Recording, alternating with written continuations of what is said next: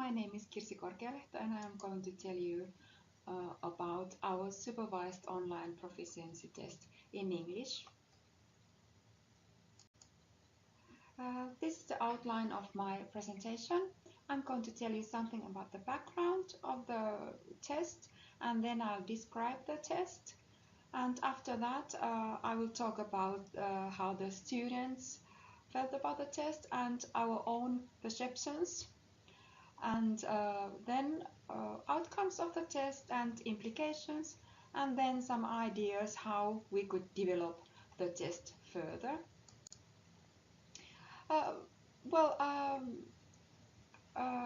I come from Kajaani University of Applied Sciences, which is in northern Finland.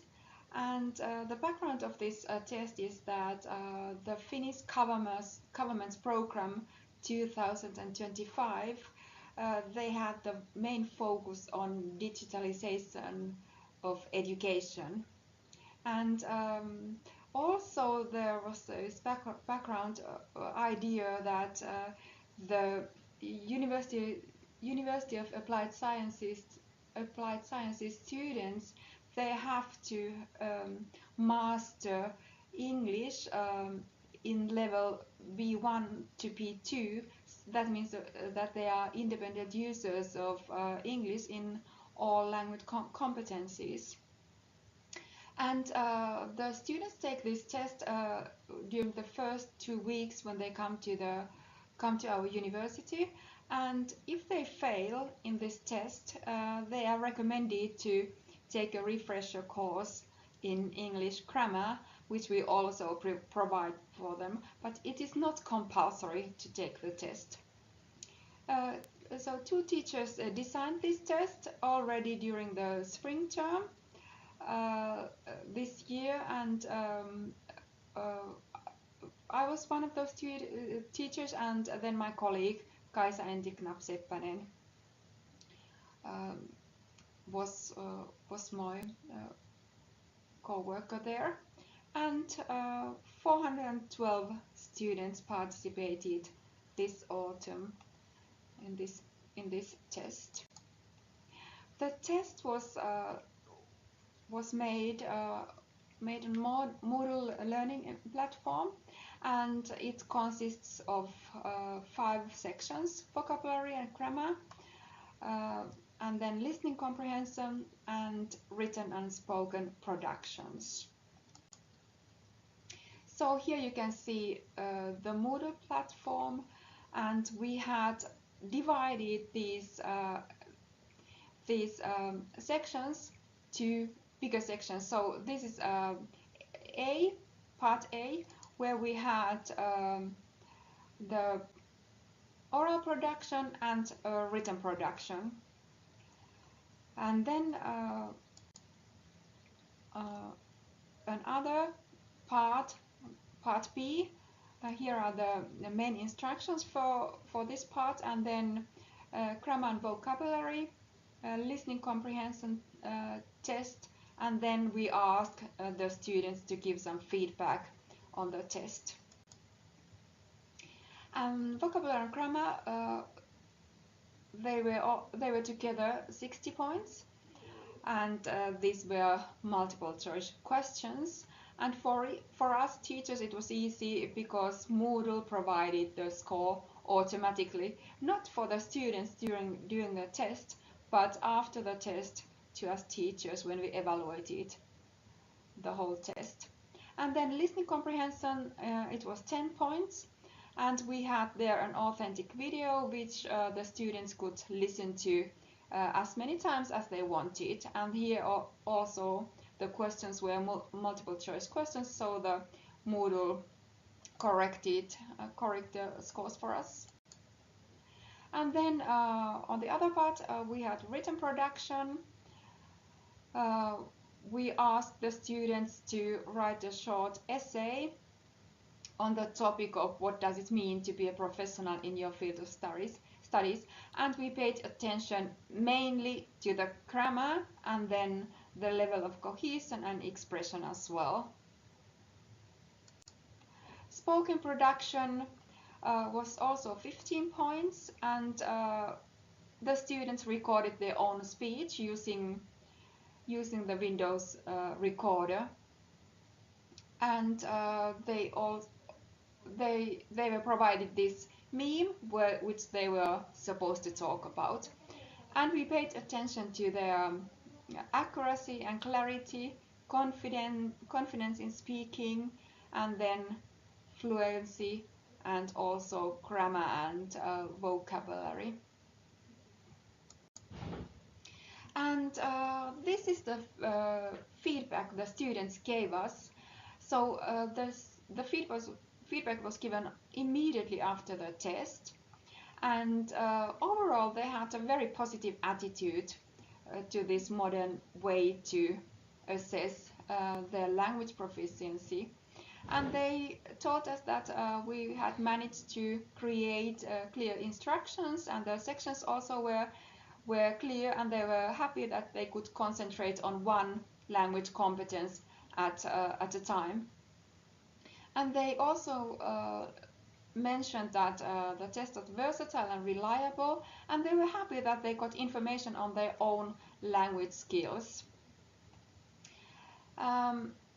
So the test was challenging enough, but they mentioned that the listening part was too easy. Actually, we knew that the listening part is easy, and we somehow wanted them to have one part that is easy, so that it would empower them, and then they would feel more confident in continuing the other parts of the test. And as anticipated, writing and speaking parts were challenging, because there were some students who hadn't been writing or speaking English for several years. So for them it was quite challenging to start writing or speaking. And then of course some of them didn't like the technology. And here I have some examples from student feedback. The test was good, and I noticed in which language competencies I am good at and where I need more practice. And hopefully the student will start practicing him or herself, even though he or she doesn't have to or didn't have to take the refresher course.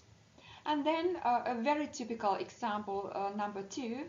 At first I was shy to record my oral production, but as I warmed up I didn't feel so terribly nervous anymore.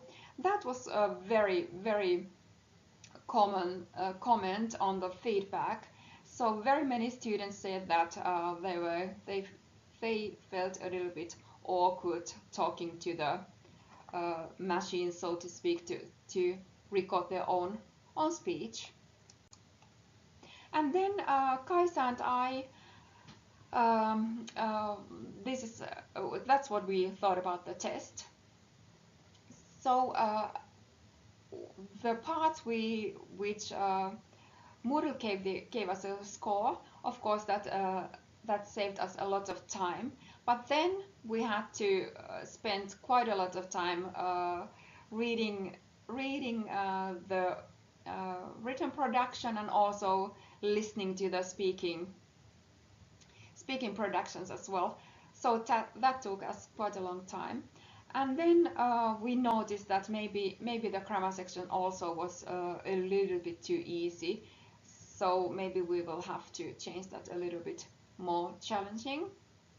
And for us, Kaisa and I, these sessions were quite demanding, because there were from 20 to 30 students at the same time in the computer class, and we had to help them with the Moodle and other technology as well, because they were new students, and so they didn't know exactly how Moodle works. So we were totally and literally sweating during those sessions. And after that we had to evaluate the test. So we worked long hours during those 2 first weeks when we had those tests. And yes, and then we also had to organize extra sessions for those students who were sick or just couldn't participate when the group had the test. And then the overall outcome of the pilot, I think that all language competencies were tested, and that test promotes 21st century skills, and we actually got the same result as with the paper and pen test. So approximately 20% of the participants failed, and they were recommended to take the refresher course. And then we thought that this test fostered agency and self-reflection and authenticity as well, which all these skills are needed when you study at the University of Applied Sciences. And then we also thought that is it necessary that the teachers supervise the test? So could the students do it at home? But then again, nobody would help them with the technology. And of course, that do they have other equipment or devices? Are there good enough for that? And how to develop our test? So more advanced grammar and listening tasks, maybe also there's listening part as well, but definitely grammar. And then of course we would like to have more resources for planning the test and implementing the test as well. And then maybe in the future more advanced technology, for example speech recognition and so on. And we have to find a way to deal with the latecomers and not attendees. Okay, this was my presentation. Very many greetings from Finland. Bye bye!